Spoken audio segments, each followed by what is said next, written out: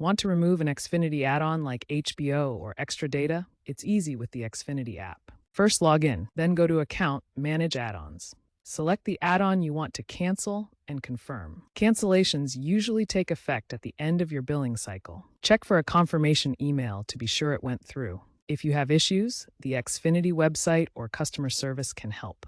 Core services need handled via the website or by calling 1-800-XFINITY. Always get a cancellation confirmation for your records.